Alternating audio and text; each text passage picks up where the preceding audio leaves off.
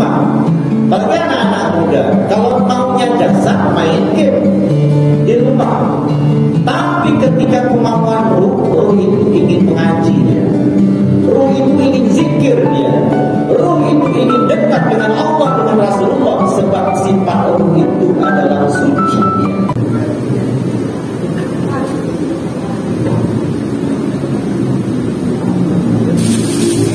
Bismillahirrahmanirrahim. Assalamualaikum warahmatullahi wabarakatuh.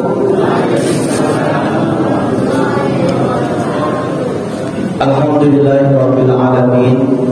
Alhamdulillahilladzi khalaqal insana fi ahsani taqwim wa hadahu ila siratal mustaqim liyakunu min ahli jannatin na'im. Allahumma shalli ala sayyidina Muhammad wa ala ali sayyidina Muhammad. Allahumma shalli wa sallim wa barik ala sayyidina Muhammadin nuriz zaki wa sirisai bisairil asma'i wa sifati.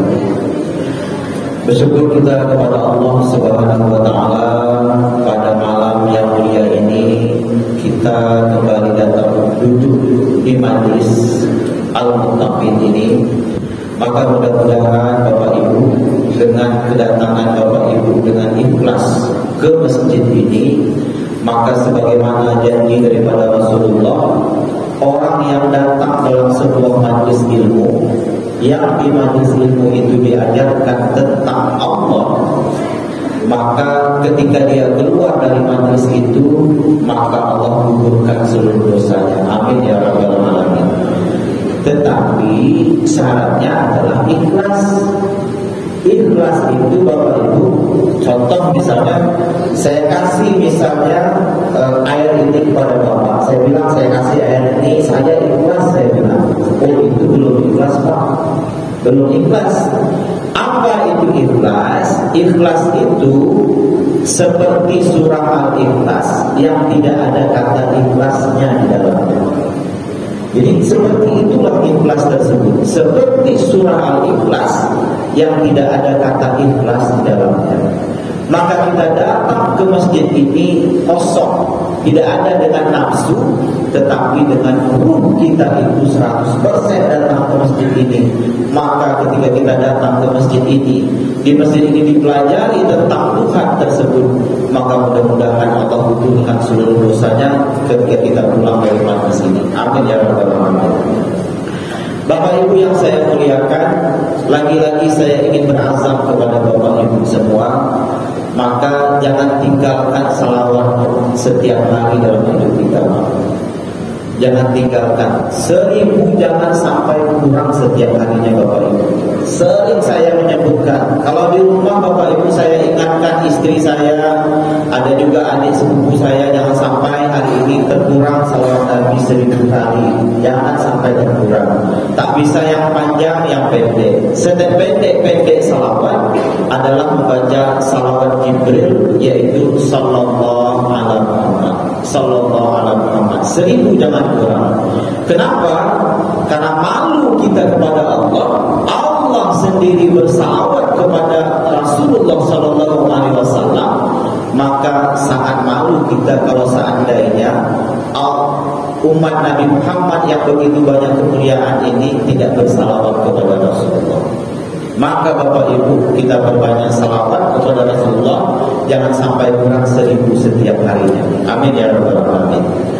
Bapak Ibu yang saya muliakan, marilah malam hari ini kita melanjutkan salah satu kajian kita tentang zakat. Tetapi zakat yang beriringan antara syariat dengan hakikat.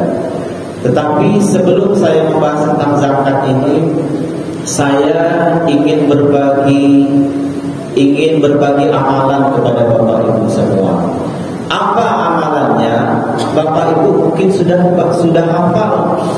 Amalan ini punya 2 fadilat Bapak Ibu. Apa fadilatnya? Yang pertama, kalau Bapak Ibu istiqomah membaca amalan ini, maka fadilatnya yang pertama adalah tidak akan pikun sampai tua. Oh Pak Sabri, saya sekarang umur dari 50 tahun Pak Sabri, apakah masih boleh? Boleh. Karena tidak ada kata terlambat untuk beramal.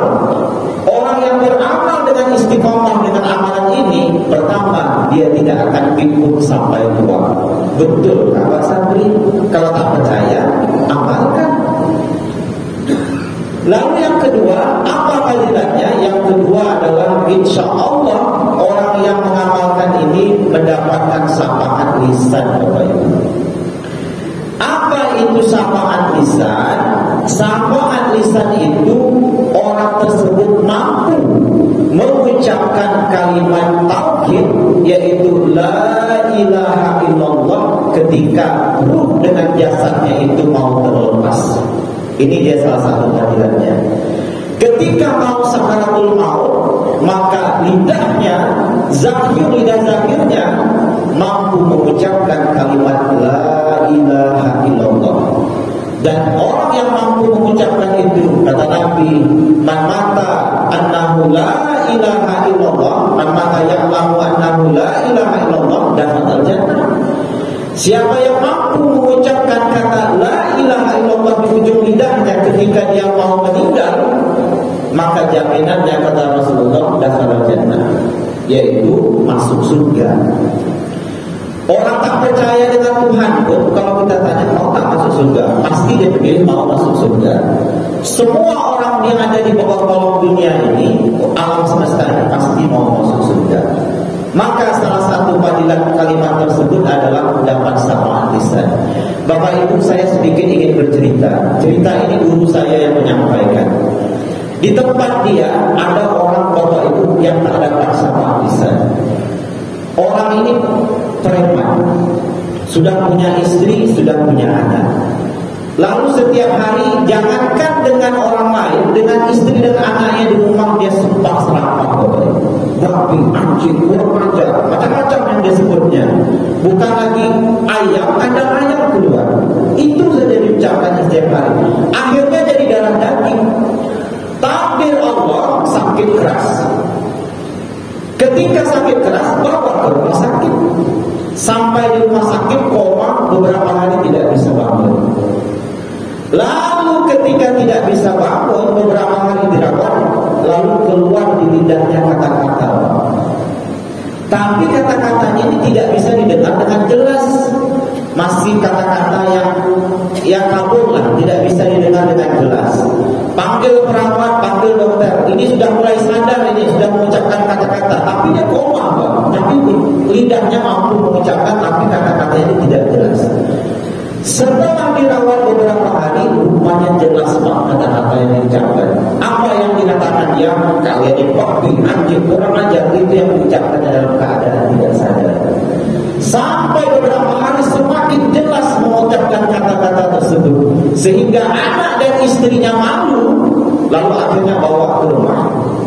Sampai di rumah masih mengucapkan kata-kata yang tidak baik seperti itu, akhirnya mati dalam keadaan mengucapkan anjing, babi, kurang ajar, bukan mengucapkan kalimat la ilaha illallah. Ini orang yang tidak mendapatkan syafaat lisan. Orang yang tidak mendapatkan syafaat lisan, maka Bapak Ibu, dia akan mendapatkan azab di dalam kuburnya. Oh Bapak Ibu, mungkin di antara kita ini ada yang sudah pernah menyaksikan orang sakaratul maut. Saya sudah beberapa kali menyaksikan orang sakaratul maut. Mungkin ada di antara Bapak ini ada 10 kali, bahkan mungkin ada ratusan kali sudah menyaksikan orang yang sakaratul maut. Pernah tidak Bapak Ibu mau meninggal, lalu dia bilang la ilaha illallah, langsung mati. Dari 100, 1 pun kadang susah, Pak. Dari 1000, 1 pun kadang susah. Orang yang mati mampu lidahnya mengucapkan kalimat la ilaha illallah. Tapi Bapak Ibu, para ulama membuatkan sebuah amalan. Yang amalan ini tidak sembarangan dia dapatkan, mendapatkan daripada renungan dan dapatkan dari gurunya dapatkan dari gurunya tersambung kepada Rasulullah. Yang mana ketika dia baca amalan itu, maka 2 fadilat yang dia dapatkan. Yang pertama, dia tidak akan pikun sampai tua. Yang kedua, dia akan mendapatkan syafaat lisan, yaitu mampu mengucapkan kalimat la ilaha illallah itu ketika dia mau meninggal. Apa amalannya? Amalannya sudah sering Bapak Ibu baca. Apa dia? Ya Hayyu Ya Qayyum La ilaha illa anta subhanaka inni kuntu minaz zalimin. 40 kali, tidak kurang dan tidak lebih, setiap harinya istiqomah. Ya Hayyu Ya Qayyum La ilaha illa anta subhanaka inni kuntu minaz zalimin. La ilaha illallah Ya ilahi Ya Hayyu Ya Qayyum La ilaha illa anta subhanaka inni kuntu minaz zalimin. 40 kali, tidak kurang setiap harinya, tidak lebih dan tidak kurang. Kelebihan asin, kekurangan tawar. Maka boleh tak paksa beli selam sampai 100? Boleh, tapi Bapak Ibu dapat pahalanya, fadilahnya tidak dapat. Maka baca 40 kali sebagaimana yang diajarkan oleh para ulama, kita dapatkan 2 fadilah, yaitu tidak akan pikun sampai tua, dan yang kedua kita akan insya Allah mendapatkan syafaat lisan, yaitu mampu mengucapkan la ilaha illallah ketika kita mau meninggal. Maka Bapak Ibu, kita amalkan amalan ini. Ajarkan kepada anak-anak kita di rumah, ajarkan kepada suami kita, ajarkan kepada istri kita, ajarkan kepada tetangga kita untuk beramal. Maka mudah-mudahan seluruh umat Rasulullah ini, mereka mati dalam keadaan iman yang sempurna. Yang mati mereka itu ruhnya memang betul-betul sampai kepada Allah Subhanahu wa ta'ala. Bapak Ibu yang saya muliakan, marilah kita menyambung kajian kita berkenaan zakat yang sudah sempat disampaikan pada bulan yang lalu. Zakat itu Bapak Ibu diambil dari kata zakat. Jadi bahasa Arabnya zakat, tetapi bahasa Arab itu sudah diterjemahkan ke dalam bahasa Indonesia, juga disebut dengan zakat. Nah, zakat ini, kata zakat ini ditafsirkan oleh para ulama dengan berbagai macam arti. Apa dia? Yang pertama adalah at-tahur. Kita sering menyebutkan kata ini, tahur, kata kita. At-tahur, apa artinya? Yaitu membersihkan atau mensucikan. Apa maksudnya?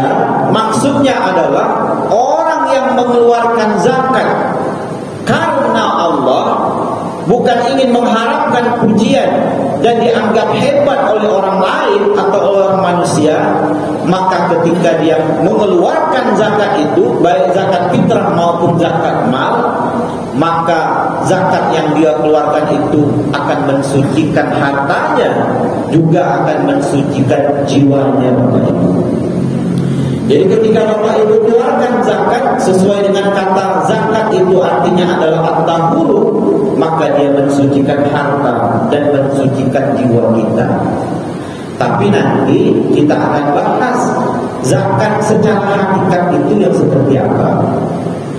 Kemudian kata zakat itu juga diartikan dengan al-barakatu atau barakat atau berkah, kata kita. Artinya apa? Orang yang selalu membayar zakat, hartanya akan selalu dilimpahkan keberkahan oleh Allah Subhanahu wa ta'ala. Dan keberkahan inilah yang harus kita cari, Pak.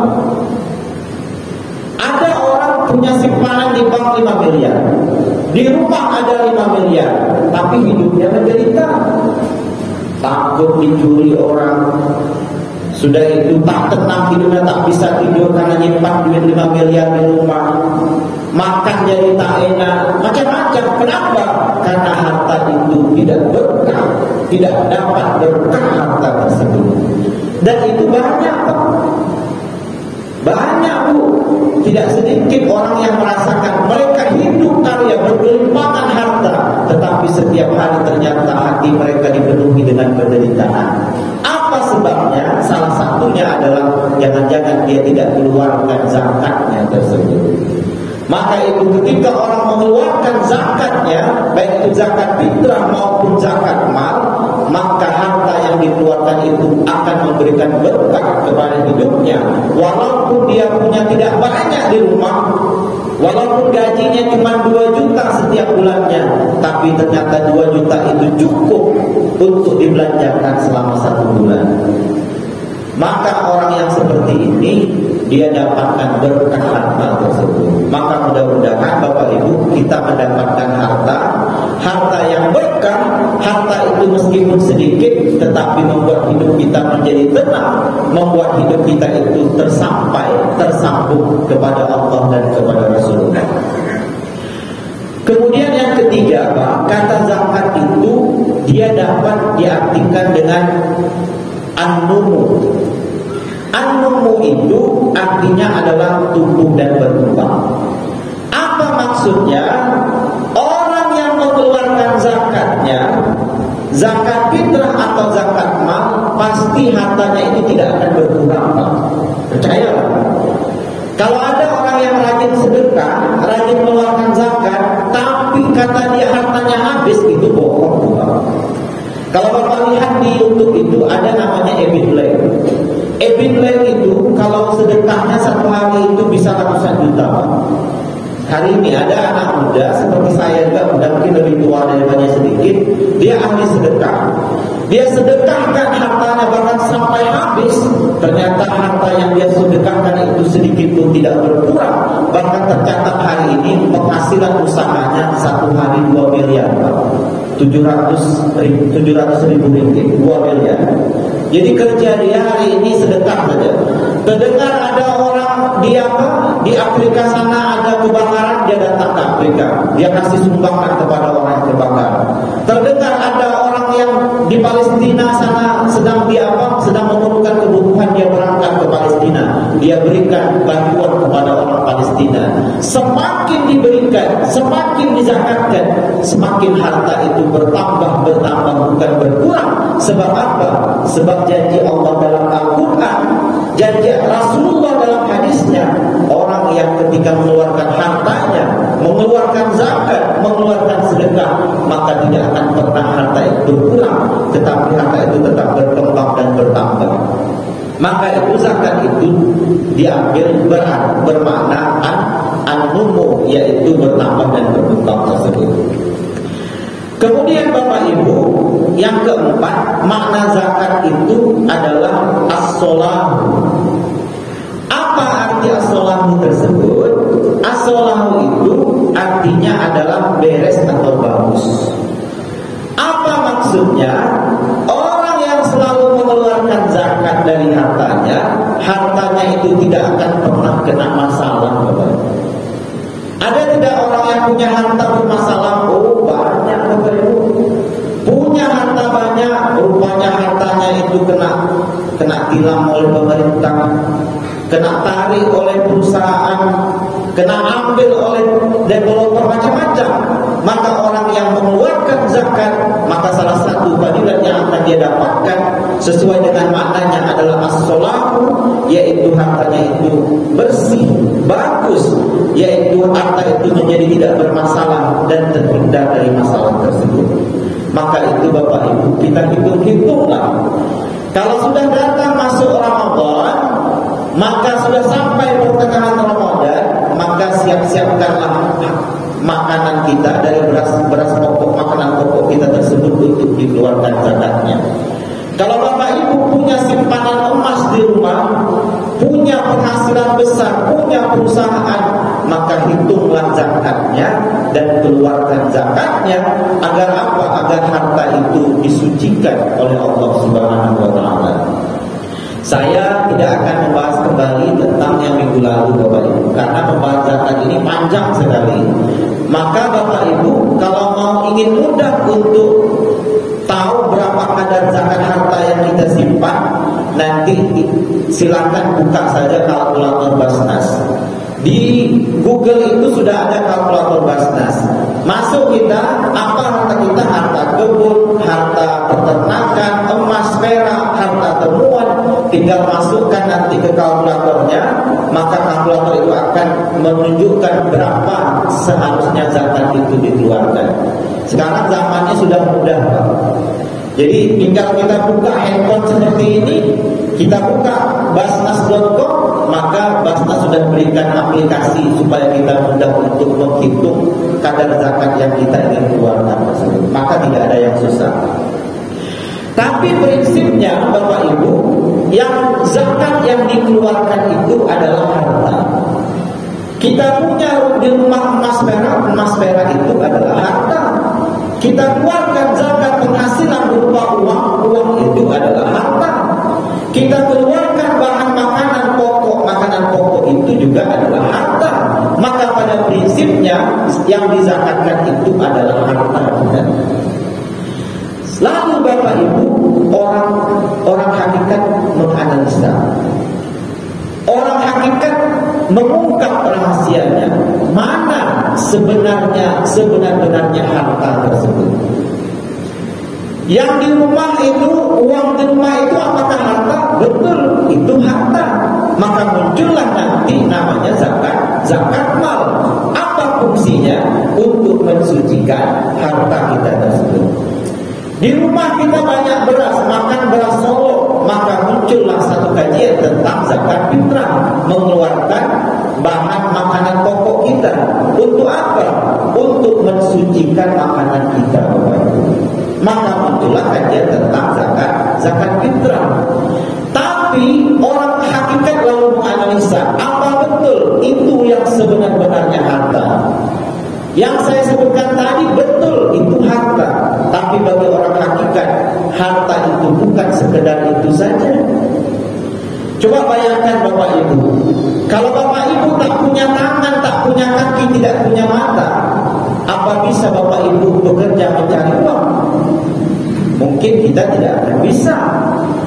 Kalau Bapak Ibu tidak punya akal dan pikiran, tidak punya perasaan, atau tidak punya mulut, tidak bisa berbicara, apa bisa Bapak Ibu mencari harta emas dan perak tersebut? Maka akhirnya orang hakikat mengatakan bahwa harta sebenar-benar harta itu adalah diri kita ini, Bapak Ibu. Maka itu dalam jalan hakikat, jalan syariat, zakat fitrah menzakatkan bahan makanan kita, mengeluarkan zakat harta kita, emas, perak dan lain sebagainya. Tetapi jalan hakikat yang tidak boleh terlupa dan tidak boleh ditinggalkan, bahwa diri kita inilah harta sebenar-benarnya, bahwa diri kita ini juga wajib kita zakatkan, Bapak Ibu. Maka itu saya sering menyebutkan kepada Bapak Ibu dalam pengajian selama 1 tahun sudah kita lewati, seluruh ibadah kita itu mulai dari syahadat, sholat, puasa, zakat sampai haji, seluruhnya itu wajib beriringan antara syariat dengan hakikat. Syariat itu mewarisi ilmu fikih, hakikat itu mewarisi ilmu tauhid dengan ilmu tasawuf. Syariat dengan hakikat itu mesti harus beriring dari seluruh ibadah yang kita lakukan. Maka itu saya sering menyebutkan, gelas tidak ada air, maka gelas itu kosong. Air tidak ada gelas, maka tumpah. Syariat tidak berhakikat, maka tak sempurna. Hakikat tidak bersyariat, maka sesat. Kapan baru sempurna? Kapan baru diridhoi oleh Allah? Ketika air dengan gelas itu seirama, sehingga ketika dibuka botol ini, maka saya bisa meminumnya dengan mudah. Saya bisa habiskan 1 botol ini ketika antara air dengan gelas itu bersamaan. Tapi kalau tak bersamaan, mana bisa? Botol, gelas tidak ada air, kosong, bagaimana saya nak minum? Karena airnya tak ada. Air ada, gelas tak ada, maka tumpah. Maka ketika bersamaan, barulah air dan gelas itu sempurna dan bisa diminum oleh orang yang haus. Ingat Bapak Ibu, syariat tidak berhakikat, ibadah kita itu tidak sempurna. Hakikat syariat ditinggalkan, sesat kita. Kapan baru sempurna? Kapan baru dipandang oleh Allah? Ketika syariat dengan hakikat itu beriringan. Contoh misalnya, saya ingin berikan contoh agar Bapak Ibu mampu memahami, rupanya fikih tauhid dengan tasawuf itu mesti harus bersamaan dalam ibadah. Saya sholat, saya sering sebutkan, fikihnya bagus. Allahu Akbar, Bismillahirrahmanirrahim. Bismillahirrahmanirrahim. Orang di belakang bilang, Pak Sabri ini khusyuk betul sholatnya, kata dia. Ini bacaannya pas, rukuknya betul, sujudnya betul, fikihnya. Dalam pandangan Bapak Ibu, dalam pandangan manusia, bagus. Tapi dari mana Bapak Ibu bilang bagus? Sementara tadi ketika saya sholat, Allahu Akbar, saya bilang, aduh, utang belum terbayar. Saya bilang, ini orang datang pula malam di balik pengajian, susu anak belum terbeli. Bismillahirrahmanirrahim. Lah COD pula SMS minta bayar Shopee, duit tak ada. Kira-kira menurut Bapak sholat saya sah atau tidak? Yakin saya Bapak Ibu akan katakan, oh sholat Pak Sabri itu tidak sah. Padahal tadi mantapnya luar biasa. Bismillahirrahmanirrahim. Hebat betul katanya. Takbirnya betul, rukuknya betul. Dalam pandangan manusia hebat, tapi dalam pandangan Tuhan ternyata masih cacat Bapak Ibu. Kenapa? Karena ketika saya sholat, tauhidnya tidak terbawa. Apa tauhidnya?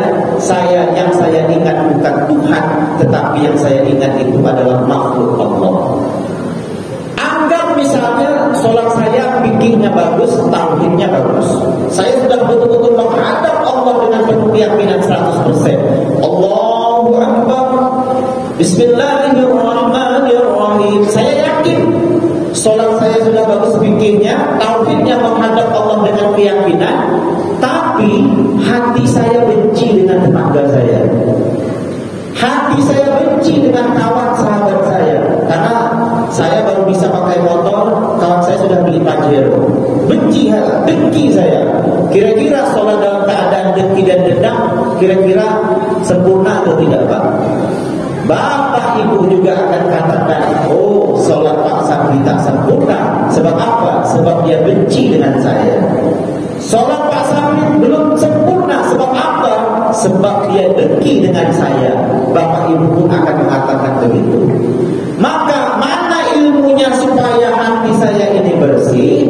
Ilmunya adalah ilmu tasawuf, yaitu ilmu tazkiyatun nafs, untuk mensucikan hati kita ini.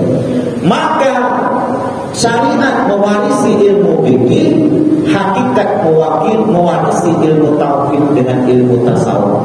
Maka itu antara syariat dengan hakikat itu tidak bisa dipisahkan. Dia mesti harus dikawinkan balik sehingga dia bisa berkeluarga dalam rumah tangga kalbu kita ini. Dia mesti harus bersamaan, tidak boleh berpisah. Kalau berpisah, maka baik di mata manusia, tetapi cacat dalam mata Tuhan. Padahal lebih baik itu adalah baik di mata manusia, juga baik dan di mata Tuhan. Sempurna di mata manusia, tetapi juga sempurna di mata Tuhan. Siapa dia? Yang orang mengiringkan antara syariat dengan hakikat tersebut. Maka itu Bapak Ibu, ketika kita mengkaji tentang zakat ini juga mesti harus beriringan antara syariat dengan hakikat. Antara fikih tauhid dengan tasawufnya mesti harus beriringan. Secara syariat kita sudah bicarakan pada minggu yang lalu, pada bulan yang lalu. Sekarang secara hakikatnya, zakat secara hakikatnya. Maka orang hakikat lalu menganalisa dan dia menemukan bahwa sebenar-benarnya harta itu adalah diri kita ini. Maka diri kita ini wajib kita keluarkan zakatnya Bapak Ibu. Jadi diri kita ini mesti wajib juga kita dikeluarkan zakatnya tersebut. Ketika zakat syariat kita buat, zakat hakikat juga kita buat, barulah zakat itu mampu mensucikan harta dan jiwa kita tersebut. Barulah zakat itu mampu mensucikan zahir dan batin kita tersebut Bapak Ibu. Lalu kemudian Bapak Ibu, apa harta kita tersebut? Di dalam diri kita ini Bapak Ibu, sebenar-benarnya harta itu adalah anggota tubuh kita ini. Kalau jalan syariat, zakat itu dua saja. Zakat fitrah, zakat mal. Zakat fitrah itu untuk mensucikan makanan yang kita makan. Maka itu kenapa anak yang baru lahir besok saya sering sebutkan, besok salat sunnah Idul Fitri. Hari ini anak kita lahir. Kenapa anak kita yang lahir hari ini sudah terkena wajib zakat fitrah? Karena 9 bulan sebelumnya anak kita itu sudah makan. Makan apa dia? Makan makanan yang dimakan oleh ibunya. Ketika dia makan makanan dari makanan ibunya, maka makanan yang dia makan itu wajib disucikan. Maka terkenalah dia kewajiban untuk mengeluarkan zakat fitrah tersebut.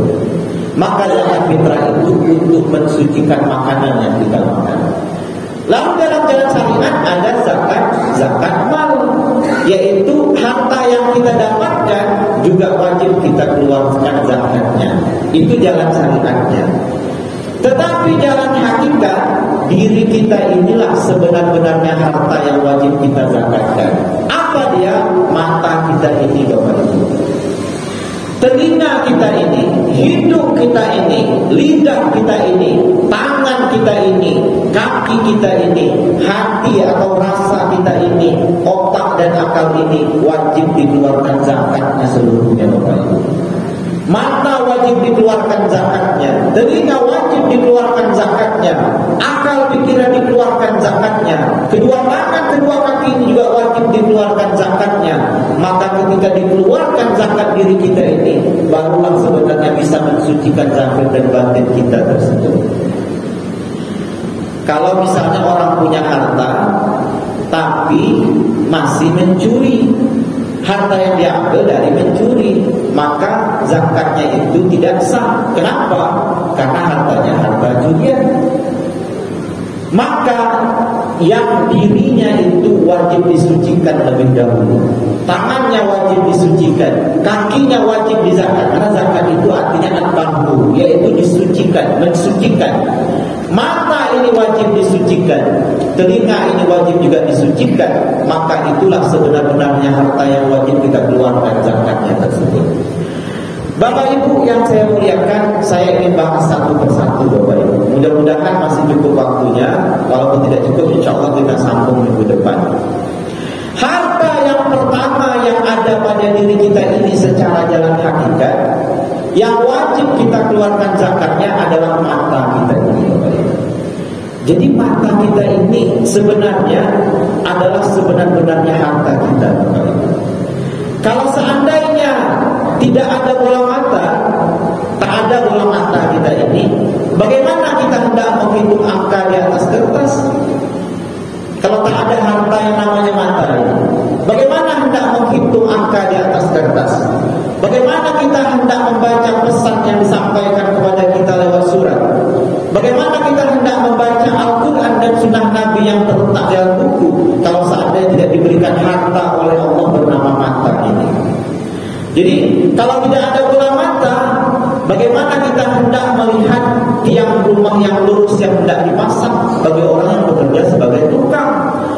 Oleh karena itu, bola mata kita ini adalah salah satu harta, sebenar harta yang wajib dizakatkan atau disucikan. Ketika Allah berikan harta bernama mata ini, maka harta yang bernama mata ini juga wajib disucikan oleh orang yang diberikan harta tersebut oleh Allah Subhanahu wa ta'ala. Lalu pertanyaannya, Bapak Ibu, bagaimana caranya untuk menzakatkannya? Bagaimana cara untuk mensucikan mata kita ini? Maka yang pertama adalah agar mata kita ini suci, agar mampu kita menzakatkan mata kita ini, yang pertama adalah kita harus mengakui dengan kedudukan yang benar bahwa bukan, ini Bapak Ibu, bahwa bukan bola mata itu yang sebenarnya punya kemampuan untuk melihat. Ini yang perlu kita sadari betul, Bapak Ibu.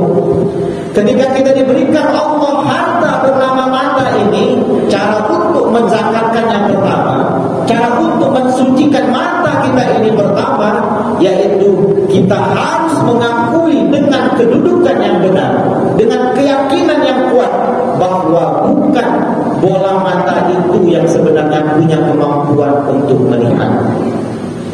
Dua bola mata itu sebenarnya hanya sebagai sarana bagi mata untuk melihat. Jadi dua mata ini sebenarnya sarana untuk melihat. Atau boleh juga kita katakan bola mata itu melihat dengan kuasa basarnya Allah. Kira-kira Bapak Ibu paham maksudnya? Jadi bukan dua bola mata ini yang melihat sebenarnya. Kalau kita merasa akulah yang melihat, akulah yang membaca, maka selama-lamanya mata kita itu tidak akan terzakatkan atau tersucikan. Kenapa? Kami merasa akunya yang melihat tersebut.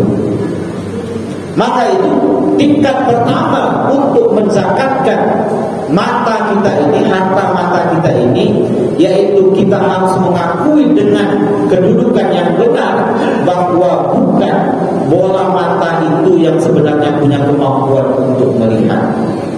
Jadi dua bola mata itu sebenarnya hanya sarana untuk mata ruh melihat. Atau boleh juga kita katakan bahwa bola mata itu melihat dengan kuasa basarnya Allah. Maka masuk tingkat pertama. Lalu yang kedua Bapak Ibu, setelah kita memahami bahwa ruhlah yang melihat lewat bola mata jasad kita. Jadi ruh itu yang melihat lewat mata jasad kita, maka sifat ruh itu adalah suci, Pak. Sifat ruh itu suci. Kenapa? Karena dia ditunggangi oleh rahmat Allah. Sifat jasad itu kotor. Kenapa? Karena dia ditunggangi oleh nafsu. Jasad kita ini ditunggangi oleh nafsu, Pak, Bu. Kalau ruh kita itu ditunggangi oleh rahmat Allah, maka itu kalau misalnya kita ikutkan jasad, pasti Bapak Ibu kepengen balik di rumah. Kenapa? Karena jasad itu menjadi senjata setan untuk, jadi nafsu itu menjadi senjata setan untuk menghancurkan kita. Kalau maunya jasad, malam ini nonton TV di rumah. Apalagi anak-anak muda, kalau maunya jasad, main game di rumah. Tapi ketika kemauan ruh itu ingin mengaji dia, ruh itu ingin zikir dia, ruh itu ingin dekat dengan Allah, dengan Rasulullah, sebab sifat ruh itu adalah suci dia. Maka itu setelah kita memahami bahwa mata ruhlah yang melihat lewat mata jasad, maka ruh yang suci itu menginginkan yang suci pula untuk dilihat. Nah ini dia Bapak Ibu, cara untuk menzakatkan pada tingkat yang kedua. Ketika bahwa mata ruhlah yang melihat lewat jasad, maka ruh yang suci itu menginginkan kita itu hanya melihat yang suci pula, Bapak Ibu. Oh Pak Sabri, saya pergi keluar rumah tak bisa saya hindari melihat juga saya yang tak baik. Keluar dari masjid ini kiri kanan melihat orang pakai baju UKC, melihat baju tak bagus macam mana Pak Sabri. Maka itu syariat mengajarkan ketika terpandang itu astagfirullahaladzim. Tapi jangan melakukan begini kan. Kenapa? Karena keinginan ruh kita itu adalah ingin melihat yang suci saja, yang bersih saja. Kalau kita tak buat itu, maka selama-lamanya harta kita bernama mata ini tidak akan suci dia, Bapak Ibu. Semakin dibuka semakin dapat dosa, semakin dilihat semakin dapat dosa. Kalau seandainya selama-lamanya mata itu ditunggangi oleh nafsu kita, maka itu ketika kita paham bahwa ruhlah yang melihat melalui bola mata jasad kita ini, maka ingatlah bahwa yang diinginkan oleh ruh itu adalah sifat daripada ruh itu. Yang diinginkan itu adalah ingin melihat yang suci saja atau yang bersih saja.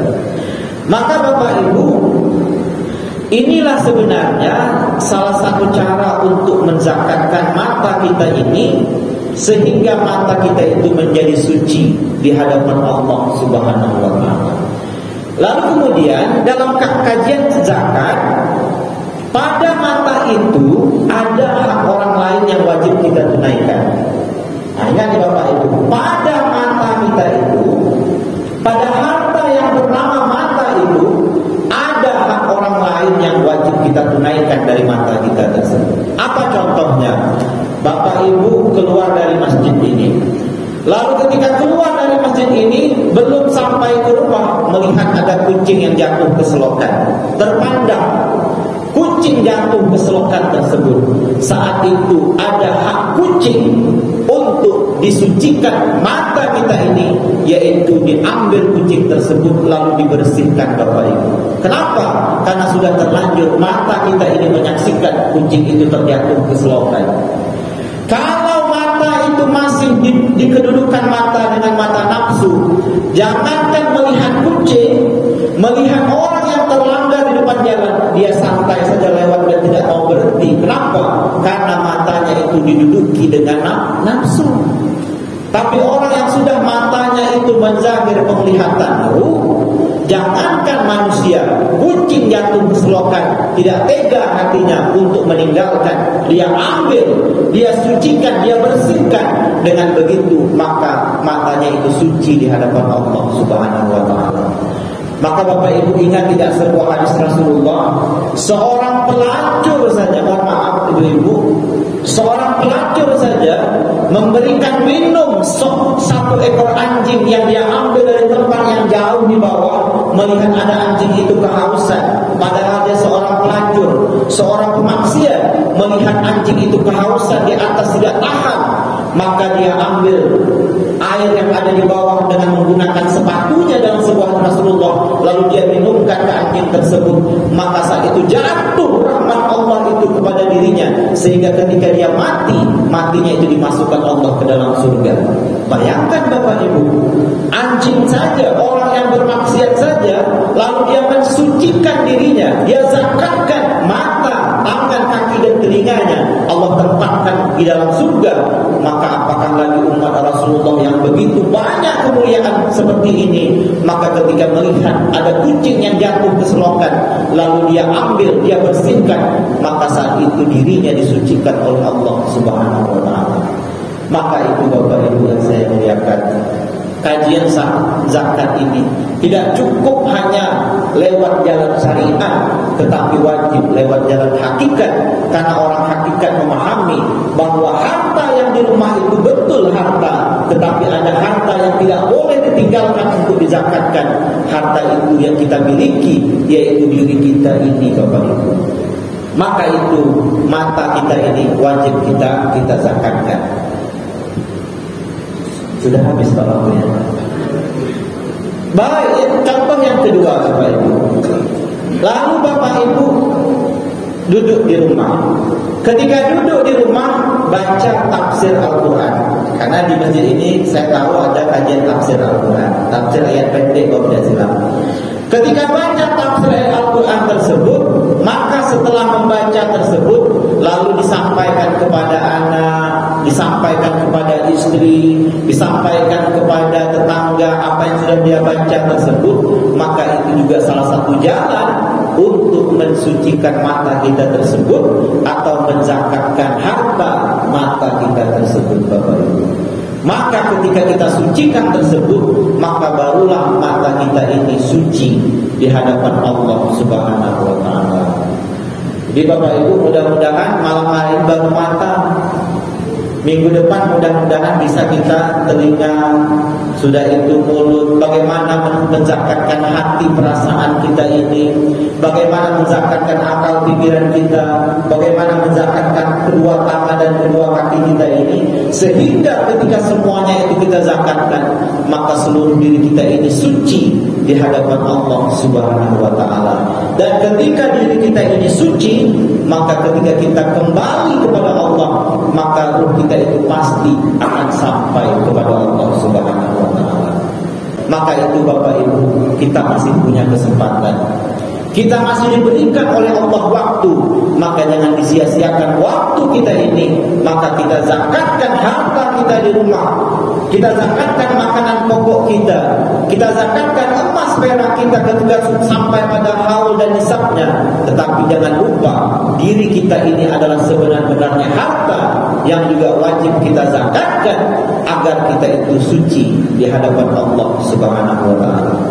Baik Bapak Ibu, mungkin inilah yang dapat saya sampaikan pada kesempatan pada malam hari ini.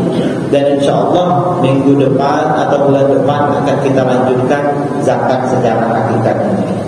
Maka mudah-mudahan setelah memahami zakat ini, maka bisa kita zakatkan seluruh anggota diri kita ini agar suci di hadapan Allah Subhanahu wa taala.